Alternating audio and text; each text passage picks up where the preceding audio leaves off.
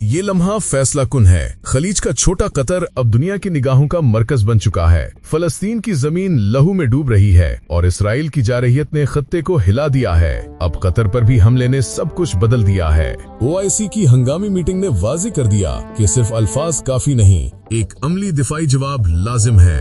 अब बात Islamic NATO तक आ गई है, वो इत्तेहाद जो उम्मत की हिफाजत और एक नए तवाजुन का पैगाम दे सके। पाकिस्तान, तुर्की, ईरान और दीगर साथी मुमालिक कतर के साथ खड़े हैं और ये साथ सिर्फ सियासी नहीं बल्कि अस्करी भी बनता जा रहा है। पाकिस्तान के JF-17 ब्लॉक 4 जैसे तैयारे और मुश्तरका दिफाई मंसूबे अब शुशा खत्ते में एक मजबूत पैगाम है। कतर की फाइनेंशियल ताकत और रहनुमाई इस इत्तेहाद को अमली शक्ल दे सकती है। यही वजह है कि मंजरनामा बदल रहा है। आगे जो भी हो, ये लम्हा आपको जानने की दावत देता है। पूरी कहानी जानने के लिए वीडियो आखिर तक देखें। कतर, खलीज का वो छोटा सा मुल्क जो आज दुनिया की सियासत और मईशत में एक बड़ा किरदार बन चुका है। गैस और तेल के ज़खायर ने इसे दुनिया के अमीर तरीन मुमालिक में ला खड़ा किया है, लेकिन असल ताकत उसकी क़यादत और उसका विजन है। वही कतर जिसने सिर्फ खेलों, मईशत और डिप्लोमेसी में ही नहीं बल्कि आलमी सियासत में भी अपनी एक मुनफरिद पहचान बनाई है। और अब जब इसराइल की बदमाशियां बढ़ रही हैं, फलस्तीन लहू लहू है और कतर पर बराए रास्त फजाई हमले किए गए, तो पूरी मुस्लिम दुनिया की नजरें कतर पर जमी है। क्योंकि कतर अकेला नहीं, उसके साथ पाकिस्तान है, तुर्की है, ईरान है और वो सब कुव्वतें हैं जो अब एक नए इस्लामिक नेटो के क़याम की तरफ बढ़ रही हैं। कतर की सरजमीन सिर्फ एक मुल्क नहीं बल्कि एक नजरिया है। यही वो जगह है जहां OIC का हंगामी इजलास हुआ जिसमें 57 मुमालिक ने शिरकत की। वहां तुर्की के सदर तैयब उर्दवान ने वो तारीखी बात की कि अब वक्त आ गया है कि मुसलमान मुमालिक अपना इस्लामिक नेटो बनाए, यानी ऐसा अस्करी इत्तेहाद जो नेटो की तरह किसी भी दुश्मन को रोक सके। पाकिस्तान ने इस तजवीज को न सिर्फ सपोर्ट किया बल्कि अमली इक़दामात के लिए एक टास्क फोर्स बनाने की तजवीज दी।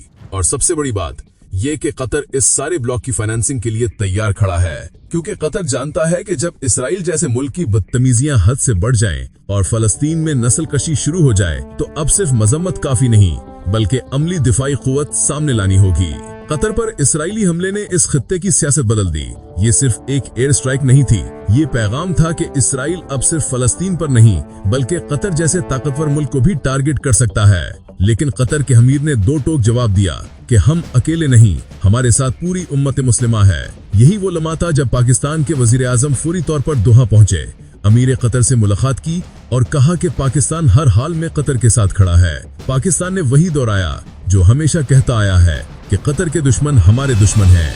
पाकिस्तान के JF-17 थंडर ने जब कतर में होने वाले एयर शो में परवाज की तो पूरी दुनिया ने देखा कि एक ऐसा तैयारा जो कम कीमत में तैयार होता है लेकिन दुश्मन के सबसे महंगे जहाजों को नाकाम बना देता है, अब कतर की फजाओं में भी उड़ रहा है। ये महज एक शो नहीं था बल्कि एक ऐलान था कि कतर और पाकिस्तान के दरमियान अस्करी तावन नए दौर में दाखिल हो चुका है और आने वाले वक्त में यही जहाज कतर के दिफा में अमली किरदार अदा करेगा। कतर के पास दुनिया की सबसे बड़ी गैस फील्ड्स हैं। इसकी दौलत का एक बड़ा हिस्सा यूरोप और एशिया की तमन्नाई की जरूरतों पूरी करने से आता है। इसराइल और उसके मगरबी इत्तेहादी कभी नहीं चाहते कि कतर इतना मजबूत हो कि सिर्फ मईशत में ही नहीं बल्कि फौजी लिहाज से भी एक दीवार बन जाए। यही वजह है कि कतर पर हमला दरअसल उसके वसाइल, उसकी क़यादत और उसके आजादाना फैसलों को निशाना बनाने की मुतरादिफ है। लेकिन अब हालात बदल रहे हैं। पाकिस्तान ने कतर को न सिर्फ अपने जहाज दिखाए बल्कि ये भी यकीन दिलाया कि दिफाई टेक्नोलॉजी में ताउन को अगले दर्जे पर ले जाया जाएगा। दोस्तों, कतर की सरहदें छोटी जरूर हैं लेकिन उसका असर बहुत बड़ा है। वही कतर जिसने तालिबान और अमेरिका के दरमियान अमन मुआहिदा कराया, वही कतर जिसने दुनिया भर की इस्लामी तहरीकों को प्लेटफॉर्म दिया, वही कतर जिसने 2022 का फीफा वर्ल्ड कप मुनक्कद करके दुनिया को हैरान कर दिया। आज वही कतर जब इसराइल के सामने खड़ा है तो उसके पीछे सिर्फ अपनी दौलत नहीं बल्कि पाकिस्तान जैसे एटमी मुल्क का हौसला है। ये बात जहन में रखें कि जब OIC की मीटिंग में इसराइल के खिलाफ खुलकर बात हुई तो कतर ने सबको एक साथ खड़ा किया। ईरान, तुर्की, सऊदी अरब, पाकिस्तान सब एक ही मेज पर थे। ये पहली बार हुआ कि मुस्लिम दुनिया सिर्फ अल्फाज तक महदूद नहीं रही बल्कि अमली इक़दामात की बात हुई और उन इक़दामात को फंड करने के लिए सबसे पहले आगे बढ़ा कतर। यही वो लम्हा था जिसने दुनिया को दिखा दिया कि एक छोटा सा मुल्क भी अगर अज़्म करे तो पूरी दुनिया को बदल सकता है। अब बात करते हैं आने वाले वक्त की। पाकिस्तान JF-17 थंडर ब्लॉक 4 तैयार कर रहा है, जिसमें स्टेल्थ टेक्नोलॉजी होगी। तुर्की के साथ मिलकर कान फाइटर जेट बनाया जा रहा है और इसमें कतर की सरमायाकारी का इम्कान बहुत ज्यादा है, क्योंकि कतर जानता है कि अगर उसने अपने वसाइल को सिर्फ बैंकों में रखा तो वो मगलिब के हाथों कभी न कभी ब्लैकमेल होगा। लेकिन अगर वो इन वसाइल को अपनी अस्करी ताकत पर लगाए तो इसराइल समेत कोई ताकत उसकी तरफ मैली आंच से नहीं देख सकेगी। याद रखें, कतर पर जो हमला हुआ वो सिर्फ एक टेस्ट था, असल जंग आने वाली है। इसराइल की नजरें सिर्फ फलस्तीन पर नहीं बल्कि पूरे खलीज पर हैं। उसने पहले इराक और सीरिया को कमजोर किया, फिर लीबिया को तोड़ा, अब उसकी नजर कतर और ईरान पर है। लेकिन अब जो नया इत्तेहाद बन रहा है, पाकिस्तान, तुर्की, कतर, ईरान और सऊदी अरब का, ये उसके सारे ख्वाब चकनाचूर कर देगा। कतर के अवाम भी जानते हैं कि उनका मुल्क अब एक नए दौर में दाखिल हो रहा है, एक ऐसा दौर जहां वो सिर्फ मईशत के सुल्तान नहीं बल्कि दिफा के शहंशाह भी बनेंगे।